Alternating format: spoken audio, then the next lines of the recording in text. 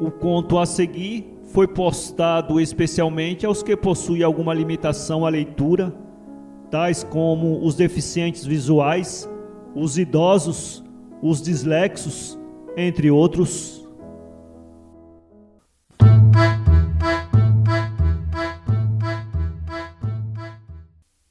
Este livro foi gravado nos estúdios da Fundação Dorina Noel para cegos. Lido por Antônio Sérgio Grell. Terpsícore. Autor Machado de Assis. Glória, abrindo os olhos, deu com o marido sentado na cama, olhando para a parede, e disse-lhe que se deitasse, que dormisse, ou teria de ir para a oficina com sono. Que dormir o quê, Glória? Já deram 6 horas. Jesus, há muito tempo? Deram agora mesmo. Glória arredou de cima de si a colcha de retalhos, procurou com os pés as chinelas, calçou-as e levantou-se da cama. Depois, vendo que o marido ali ficava na mesma posição, com a cabeça entre os joelhos, chegou-se a ele, puxou-o por um braço, dizendo-lhe carinhosamente que não se amofinasse, que Deus arranjaria as coisas. Tudo há de acabar bem, Porfírio. Você mesmo acredita que o senhorio bote os nossos trastes no depósito? Não acredite. Eu não acredito. Diz aquilo para ver se a gente arranja o dinheiro. Sim, mas é que eu não arranjo. Nem sei onde hei de buscar 6 meses de aluguel. 6 meses, Glória. Quem é que me há de emprestar tanto dinheiro? Seu padrinho já disse que não dá para mais nada. Vou falar com ele. Qual? É à toa. Vou, peço-lhe muito, vou com a mamãe, ela e eu pedindo. Porfírio abanou a cabeça. Não, não, disse ele. Você sabe o que é melhor? O melhor é arranjar casa por estes dias, até sábado. Mudamo-nos e depois então veremos se pode pagar. Seu padrinho, o que podia era dar uma carta de fiança, diabo. Tanta despesa, conta em toda parte, é a venda, é a padaria, é ao diabo que os carregue. Não posso mais. Gasto todo santo dia manejando a ferramenta e o dinheiro nunca chega. Não posso, Glória, não posso mais. Porfírio deu um salto da cama e foi preparar-se para sair, enquanto a mulher, lavada a cara às pressas e despenteada, cuidou de fazer-lhe o almoço. O almoço era sumário, café e pão. Porfírio engoliu em poucos minutos, na ponta da mesa de pinho, com a mulher defronte, risonha de esperança para animá-lo. Glória tinha as feições irregulares e comuns, mas o riso dava-lhe alguma graça. Nem foi pela cara que ele se enamorou dela, foi pelo corpo, quando a viu polcar uma noite na Rua da Imperatriz.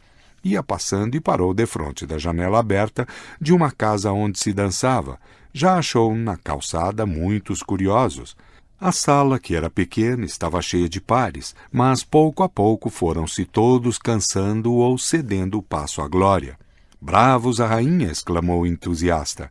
Da rua, Porfírio cravou nela uns olhos de sátiro, acompanhou-o em seus movimentos lépidos, graciosos, sensuais, mistura de cisne e de cabrita. Toda a gente dava lugar, apertava-se nos cantos, no vão das janelas, para que ela tivesse o espaço necessário à expansão das saias, ao tremor cadenciado dos quadris, à troca rápida dos giros, para a direita e para a esquerda. Porfírio misturava já a admiração, o ciúme, tinha ímpetos de entrar e quebrar a cara ao sujeito que dançava com ela, rapagão alto, espadaúdo, que se curvava todo cingindo-a pelo meio. No dia seguinte, acordou resoluto a namorá-la e desposá-la. Cumpriu a resolução em pouco tempo, parece que em 1 semestre. Antes, porém, de casar, logo depois de começar o namoro, Porfírio tratou de preencher uma lacuna da sua educação. Tirou 10.000 réis mensais à féria do ofício, entrou para um curso de dança onde aprendeu a valsa, a mazurca, a polca e a quadrilha francesa.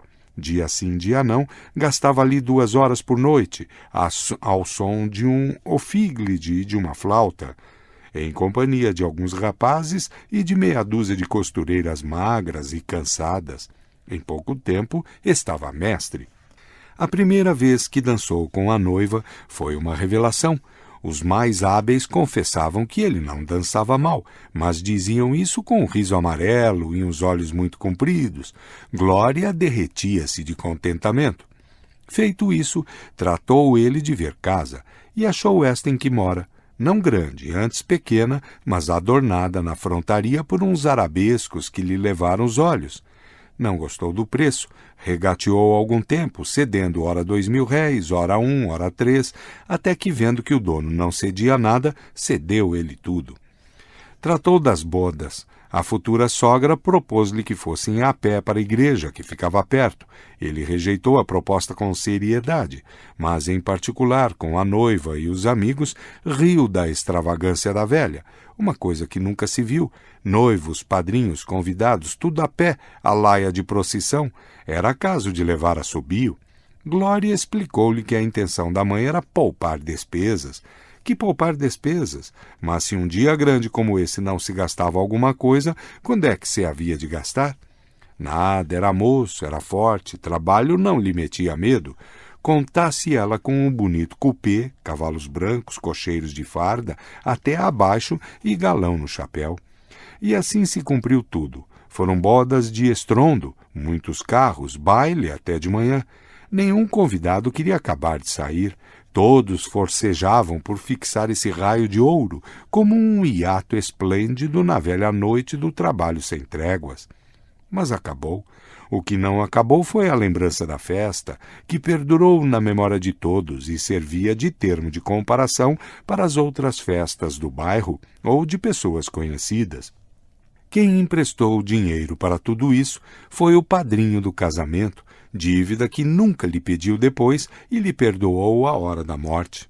Naturalmente, apagadas as velas e dormidos os olhos, a realidade empolgou o pobre marceneiro, que a esquecera por algumas horas. A lua de mel foi como a de um simples duque. Todas se parecem, em substância, é a lei e o prestígio do amor.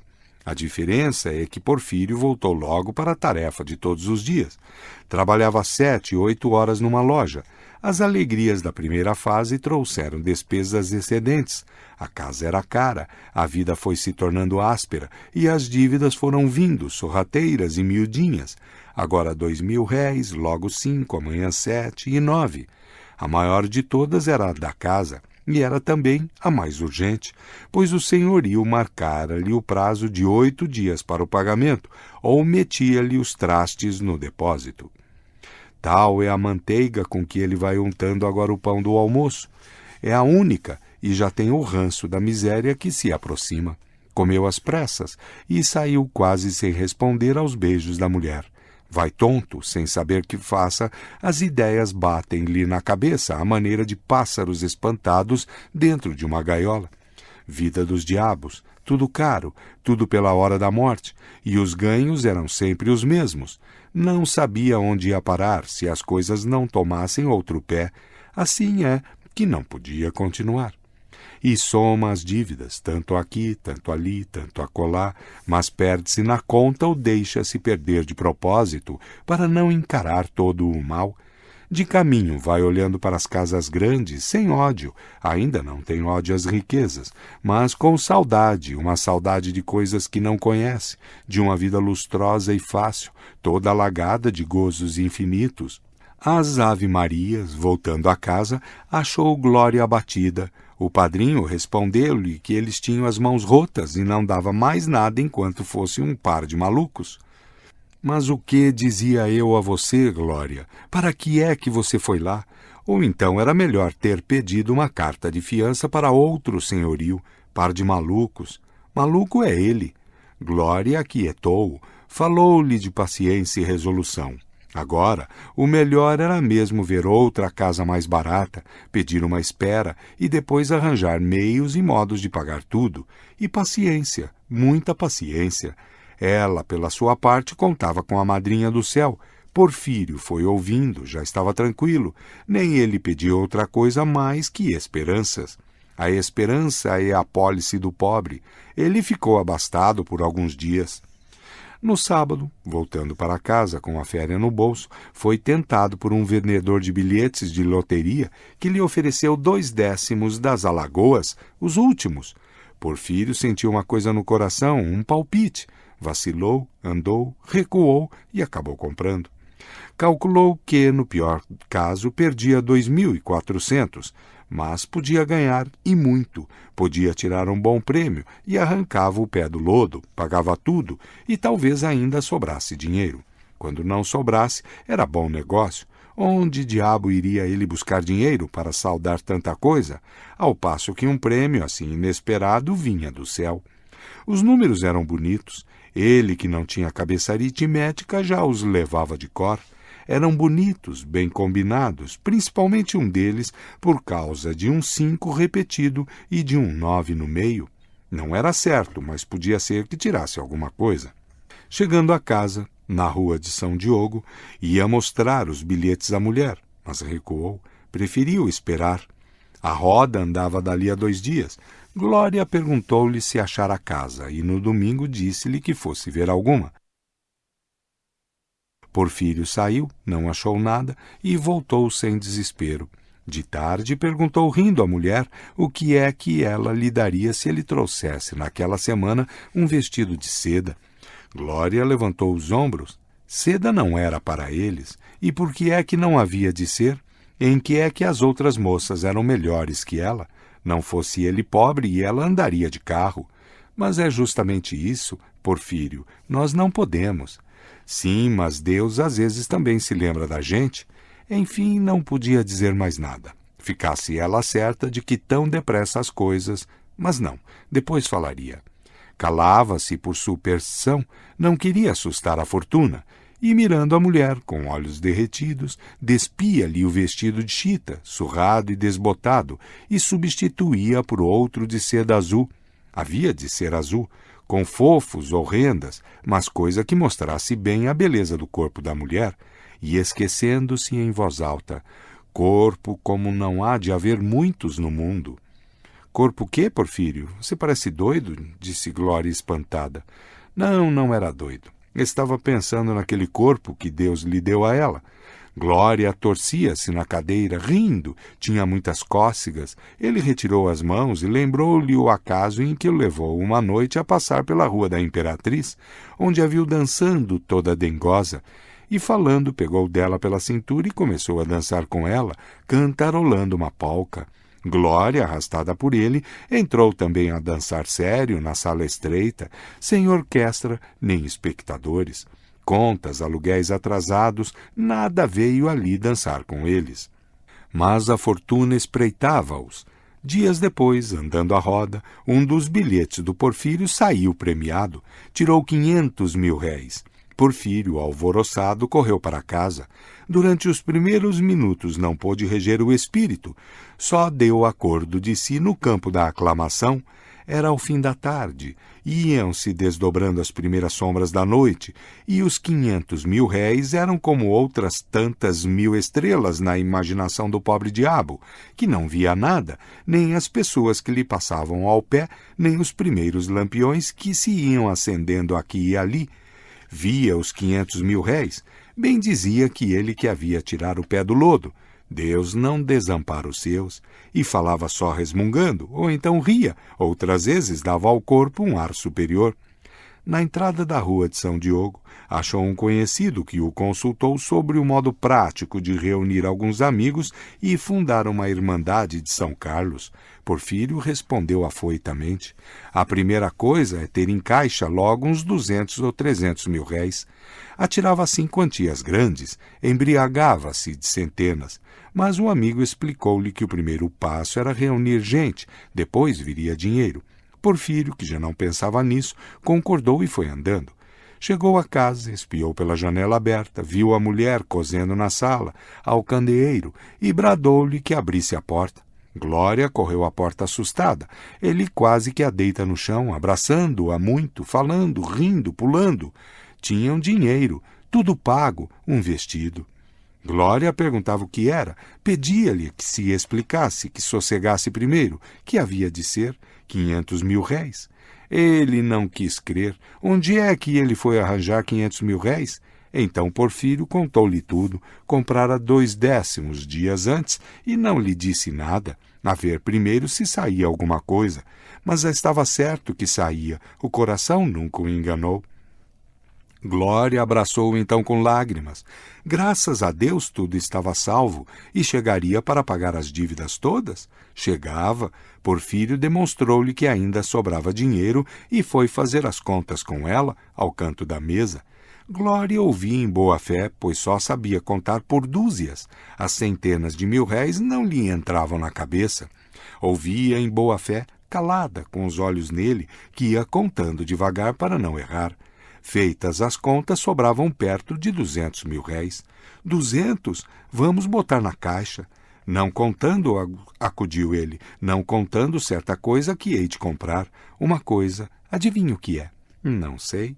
Quem é que precisa de um vestido de seda, coisa chique, feito na modista?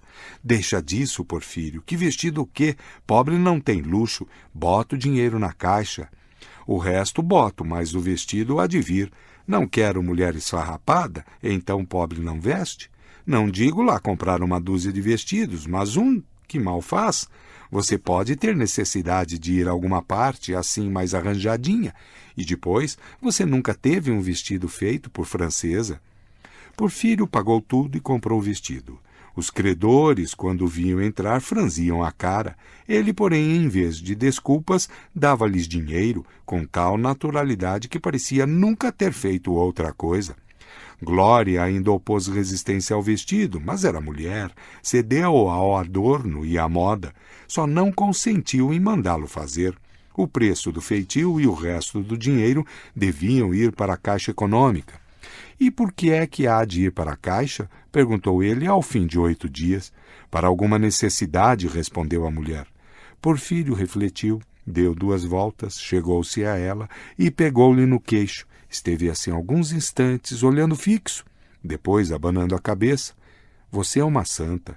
Vive aqui metida no trabalho, entra mês, sai mês e nunca se diverte. Nunca tem um dia que se diga de refrigério.